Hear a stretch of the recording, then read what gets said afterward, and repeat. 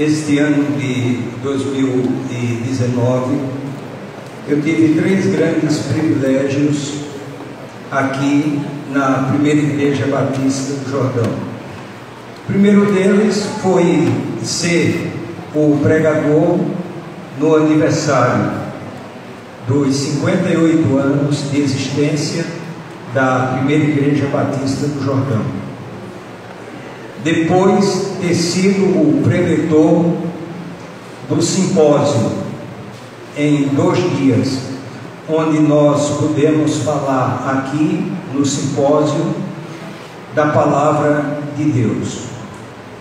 E o terceiro privilégio é que em todos esses anos, e no dia 8 de agosto, portanto daqui aproximadamente 2 meses, estarei completando 37 anos de ministério pastoral, e durante todo esse tempo, durante todos esses anos, a primeira vez que exatamente no dia do pastor, o pastor é que vai pregar, porque geralmente eram outras pessoas, era o diácono Romildo, era outra pessoa, e hoje Silvânia, quando mandou a ordem do culto, aí ela disse: olha, é o senhor que vai pregar, o que é que eu posso fazer? Estou aqui, né? E agradecendo a Deus por este privilégio.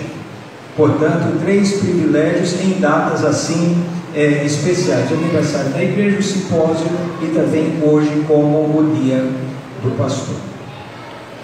Estendo todos os agradecimentos e tudo que foi aqui feito para aquele que é digno de toda honra, toda glória e todo louvor, que é o nosso Senhor e Salvador Jesus Cristo.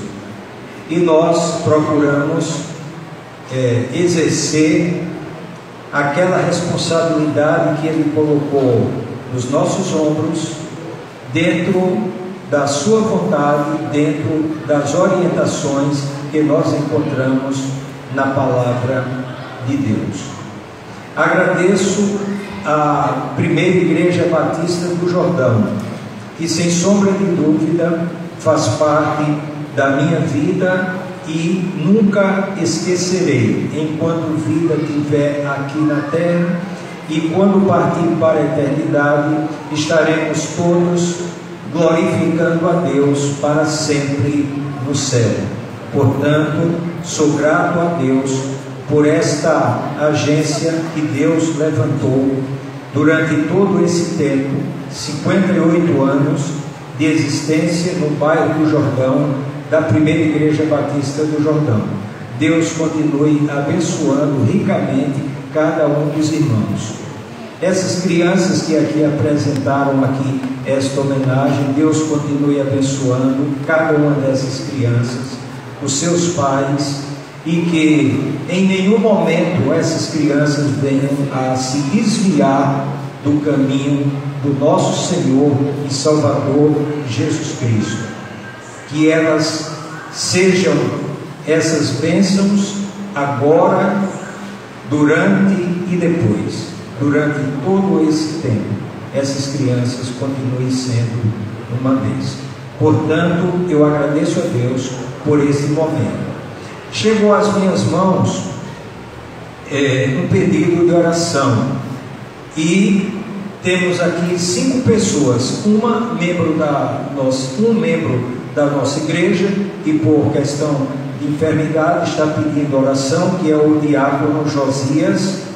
Ele foi socorrido na UPA, não sabemos qual o problema a qual ele foi acometido, mas temos aqui a solicitação de oração por ele. E temos aqui 4 pessoas cujos nomes estão aqui: Maria Lúcia, Maria Roselita, se eu não estou lendo aqui errado, Maria do Carmo e Maria José. E eu peço a toda a igreja que se coloque de pé, e nesse instante nós iremos fazer esta oração tanto pela recuperação do diácono Josias, como também por essas pessoas cujos nomes foram aqui mencionados. Oremos. Nosso Deus, nosso Pai Celestial, muito obrigado a Deus, porque estamos aqui reunidos com o propósito de prestarmos este culto que só a Ti somos devedores. Te agradecemos, ó Deus, por este dia tão especial, não apenas para o pastor desta igreja, mas para todos os pastores em todos os locais que eles se encontram neste momento, proferindo, ministrando a Tua palavra, e que cada um deles seja ricamente abençoados por Ti, e tudo aquilo que for necessário, materialmente e espiritualmente, eles sejam supridos da melhor maneira possível. Te pedimos agora por essas pessoas, por esses nomes que foram aqui mencionados. Nós sabemos que é por questão de enfermidade, as outras nós não sabemos, mas Tu sabes, ó Deus, a situação de cada uma delas, e se for da Tua vontade, este pedido que foi aqui feito seja alcançado da melhor maneira possível. Te pedimos agora pela Tua palavra, que será ministrada nesta noite, e aquilo que for proferido neste púlpito tenha lugar em nossas mentes e em nossos corações, e quando sairmos daqui possamos ter aprendido mais alguma coisa a respeito da Tua palavra, para melhor te servirmos. Te agradecemos, ó Deus, por todos os visitantes, evangélicos ou não evangélicos, que estão presentes neste culto. Continua abençoando cada um deles. Tudo isso nós te oramos, não que sejamos merecedores de coisa alguma, mas nos méritos do Teu Filho Jesus Cristo, aquele que vive e reina hoje e para todo o sempre. Amém. Podeis assentar.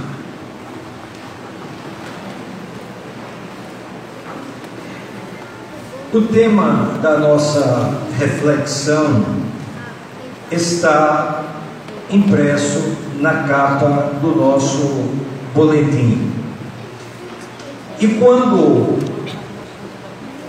eu pensei neste tema para uma reflexão, não pensava que seria nesta noite, porque eu pensava que uma outra pessoa estaria aqui para pregar. Porém, quis Deus que fosse eu que estivesse aqui, e também esse tema que está impresso e que os irmãos receberam nos seus boletins. O tema é pregadores desassombrados. E quando nós pensamos na palavra pregadores, nós não estamos pensando apenas nos pastores, nós estamos pensando nos pastores, que são pregadores, mas que também estamos pensando nos discípulos. Por quê? Porque quando Jesus deu o ide, Ele não deu somente para os pastores. Ele disse: ide por todo o mundo e pregai o Evangelho a toda criatura. E Ele estava falando não apenas para os apóstolos, mas também para os discípulos. Portanto, esta reflexão aqui, essa expressão pregadores, tanto para pastores como para discípulos. E a palavra desassombrados significa franco, sincero. E nós colocamos aqui 5 características para pregadores desassombrados. E por que esta expressão desassombrados? Pregadores não medrosos, pregadores não tímidos, porque nós estamos vivendo numa época de muita intimidação para aqueles que proclamam o Evangelho. E nós, como pregadores, não podemos ficar assombrados, temerosos, por conta dos ataques que nos vêm, seja de que lugar vier. Daí o tema: pregadores desassombrados. E cada uma dessas características nós destacamos um pregador no Novo Testamento e que ele representa cada uma dessas características para pregadores desassombrados. A primeira característica de um pregador desassombrado é: não tem medo de pregar a verdade. E nós destacamos esta característica do apóstolo Paulo e colocamos aqui 4 textos que fundamentam exatamente que, como característica para um pregador desassombrado, é exatamente não ter medo de pregar a verdade. O pregador desassombrado é aquele que não teme dizer a verdade, e esta verdade ela está lastreada na palavra de Deus, e a palavra de Deus ela é a Bíblia, está na Bíblia. Portanto, o pregador que prega a palavra, que prega a verdade. E em 2 Timóteo capítulo 4 versículo 7, nós destacamos aqui o que diz o apóstolo Paulo: combati o bom combate, acabei a carreira, guardei a fé. Portanto, o que ele está dizendo com isso? Que pregar o Evangelho é um combate, mas não é um combate qualquer, é o bom combate. E por que é o bom combate?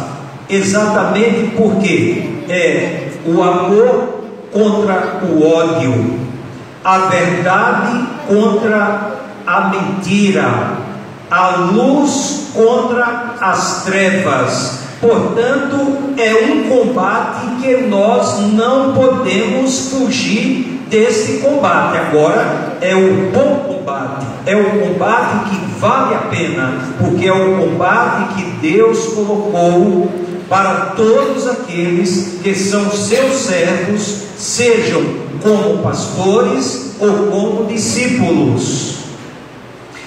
E aqui nós temos esta característica, ou este primeiro dado desta característica: não ter medo de pregar a verdade. A segunda coisa aqui ainda nessa característica está em 2 Timóteo capítulo 1 versículo 12. E o que é que o apóstolo Paulo diz? Por esta razão sofro também estas coisas, mas não me envergonho, porque eu sei em quem tenho crido, e estou certo de que Ele é poderoso para guardar o meu depósito até aquele dia. E aí eu quero destacar de um pregador desassombrado a convicção. O pregador do Evangelho, ele tem que ter convicção, ele não pode titubear. Quando ele pregar o Evangelho na universidade, quando ele pregar o Evangelho no seu trabalho, ou quando pregar o Evangelho em qualquer lugar, ou em quaisquer lugares, ele tem que ter convicção.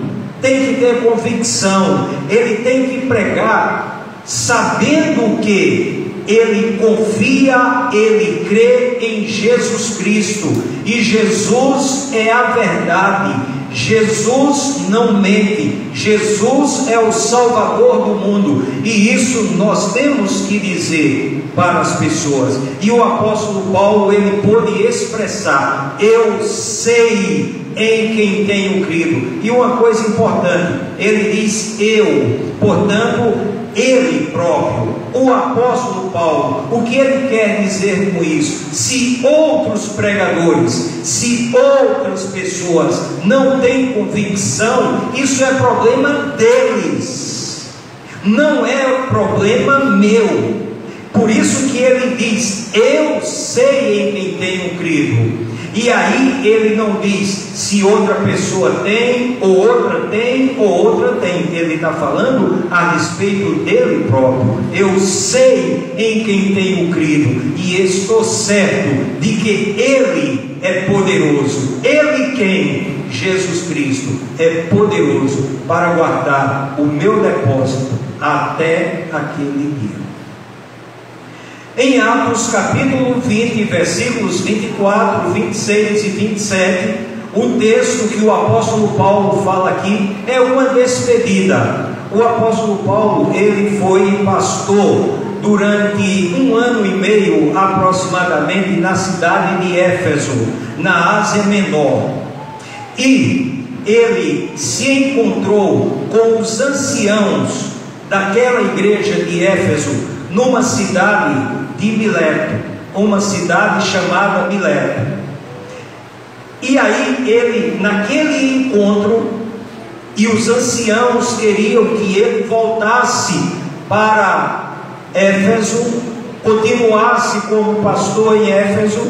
Ele diz o seguinte: mas em nada tenho a minha vida como preciosa para mim, contanto que complete a minha carreira e o ministério que recebi do Senhor Jesus, para dar testemunho do Evangelho da graça de Deus. Versículos 26 e 27. Portanto, no dia de hoje vos protesto que estou limpo do sangue de todos, porque não me esquivei de vos anunciar todo o conselho de Deus. Portanto, duas coisas no apóstolo Paulo: a consciência tranquila que teve durante todo aquele tempo que ele ministrou em Éfeso, ele pregou o conselho de Deus. E quando ele se despede daqueles anciãos, ele não está dizendo: olha, eu estou limpo do sangue de todos porque construí um templo suntuoso, porque fiz outras coisas. Não, ele diz que estava limpo do sangue de todos porque nunca havia deixado de anunciar o conselho de Deus. Então, um pregador, ele tem que transmitir para as pessoas o conselho de Deus. E o conselho de Deus está registrado de Gênesis a Apocalipse. É o conselho de Deus. E no Salmo 1 há uma exortação: bem-aventurado o varão que não anda segundo o conselho dos ímpios, nem se detém no caminho dos pecadores, nem se assenta na roda dos escarnecedores. Antes tem o seu prazer na lei do Senhor, e na sua lei medita de dia e de noite. Portanto, o apóstolo Paulo era um pregador desassombrado. Nós podemos tirar essa característica aqui nessas expressões: ele escrevendo para Timóteo, ele falando lá para os anciãos da igreja de Éfeso, e ele também agora fazendo a sua defesa diante de uma autoridade chamada Festo. Portanto, um pregador desassombrado pode ocorrer ocasiões dele enfrentar uma autoridade. Essa autoridade, como um prefeito, como um governador, como um presidente, como um desembargador, como um juiz, como um ministro do Supremo, autoridade. E aí veja o que é que diz o apóstolo Paulo em Atos, capítulo 26, versículos 24 e 25. Fazendo ele deste modo a sua defesa, disse Festo em alta voz: estás louco, Paulo, as muitas letras te fazem delirar. Mas Paulo disse: não deliro, ó excelentíssimo Festo, antes digo palavras de verdade e de perfeito juízo. Significa isso que o apóstolo Paulo estava dizendo: consciência do que ele estava dizendo para aquele governador. Ele não se intimidou. Portanto, a verdade é para ser dita para todas as pessoas, independente de sua posição social, independente dos diplomas que ele